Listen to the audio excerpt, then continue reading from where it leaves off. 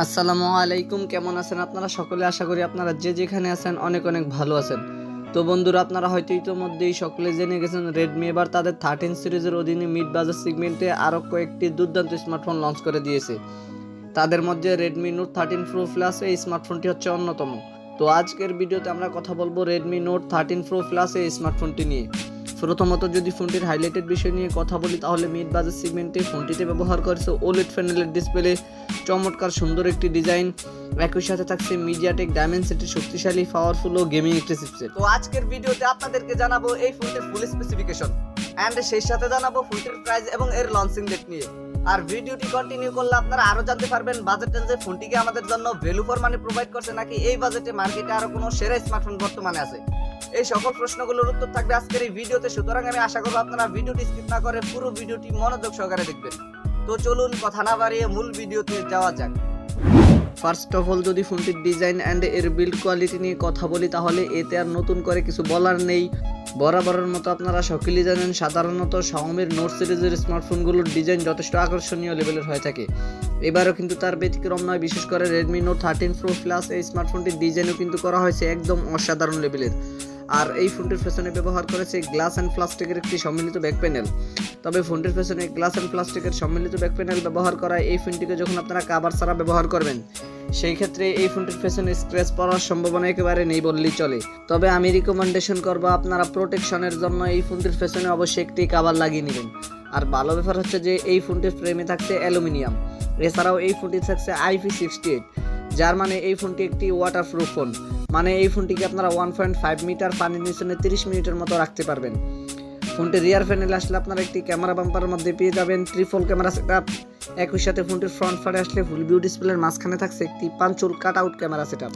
আর আপনারা দেখতেই পাচ্ছেন এই ফোনটির ডিসপ্লেটি হচ্ছে একটি কার্ভ ডিসপ্লে। এবং আরো আশ্চর্যজনক বিষয় যেটি, এটি হচ্ছে এই ফোনটির বটম সাইড এবং আপার সাইডে বেজেলের পরিমাণ একেবারেই ন্যারো ব্যবহার করা হয়েছে, যার ফলে এই ফোনটিকে আপনারা প্রথম দেখাতেই মনে হবে এটি কোনো ফ্ল্যাগশিপ ক্যাটাগরির স্মার্টফোন।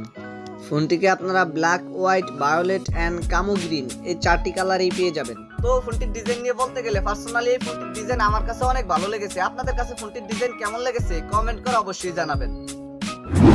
দেন সেকেন্ডলি যদি ফোনটির ডিসপ্লে নিয়ে কথা বলি, তাহলে এই ফোনটিতে ব্যবহার করেছে 6.67 ইঞ্চের একটি ওলেড প্যানেলের ডিসপ্লে, যাতে তো ফুল এইচডি প্লাস রেজুলেশন থাকবে মাস্ট। আর এই ডিসপ্লেটিতে ব্যবহার করেছে 120 হার্জের হায়ার রিফ্রেশ রেট। ফোনটির এই ডিসপ্লেটিতে 120 হার্জের হায়ার রিফ্রেশ রেট ব্যবহার করায় গেমিং এর সময় ফোনটির ডিসপ্লে থেকে আপনারা একটি স্মুথ লেভেলের পারফরম্যান্স পেয়ে যাবেন। এছাড়াও এই ডিসপ্লেটিতে ব্যবহার করা হয়েছে 1800 নিটসের পিক ব্রাইটনেস। আর ফোনটির ডিসপ্লেটিতে 1800 নিটসের পিক ব্রাইটনেস ব্যবহার করায় ফোনটিকে আপনারা লো লাইট এবং সানলাইট ইজিলি ব্যবহার করতে পারবেন। বিশেষ করে এই ফোনটিকে আপনারা লো লাইটের পাশাপাশি সানলাইটে ব্যবহার করার সময় ফোনটির ডিসপ্লে থেকে কোনো ধরনের আলোর ঘাটতি ফেস করতে হবে না। আর প্রোটেকশনের জন্য এই ডিসপ্লেটি থাকছে কর্নিং গরিল্লা ক্লাস বিগটাসের প্রোটেকশন। তো আপনারা তো বুঝতেই পারছেন বাজেট সেগমেন্টে এই ফোনটির ডিসপ্লে সেকশনে কিন্তু আমাদের জন্য মারাত্মক লেভেলের কিছু অফার করছে।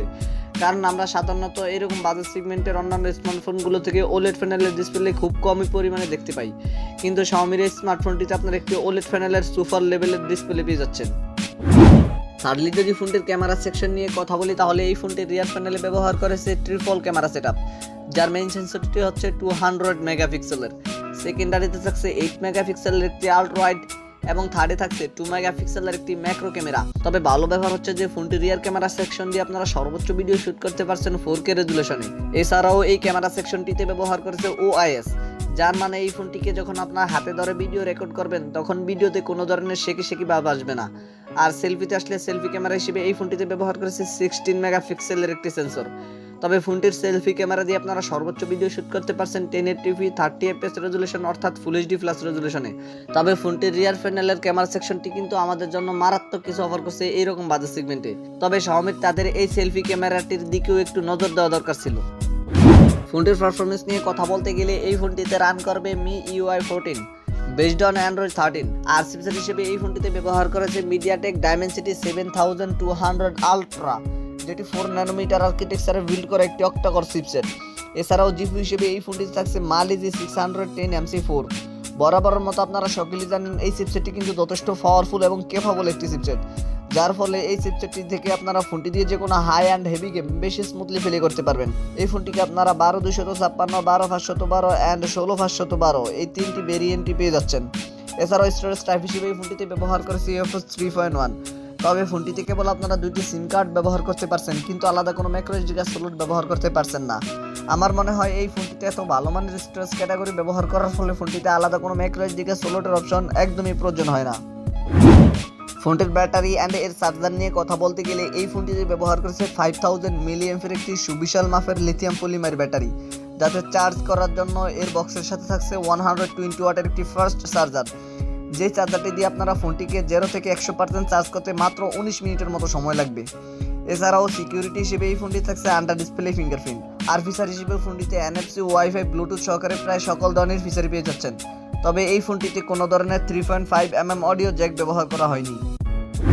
ফোনটির প্রাইস নিয়ে কথা বলতে গেলে এই ফোনটির প্রাইস ইন্ডিয়ার মার্কেটে প্রায় 30,000 রুপির মতো হতে পারে, আর বাংলাদেশি মার্কেটে এই ফোনটিকে আপনারা বর্তমানে 39,000 টাকায় পেয়ে যাবেন। তো এইরকম বাজার সেগমেন্টে আপনি যদি Xiaomiর একটি স্মার্টফোন কিনতে চান, অর্থাৎ যে স্মার্টফোনটি থেকে ভালো মানের পারফরমেন্স, ভালো মানের ক্যামেরা এবং ভালো মানের ডিজাইন, ডিসপ্লে সকল কিছু পেতে চান, তাহলে আপনারা এই ফোনটি কিনতে পারেন।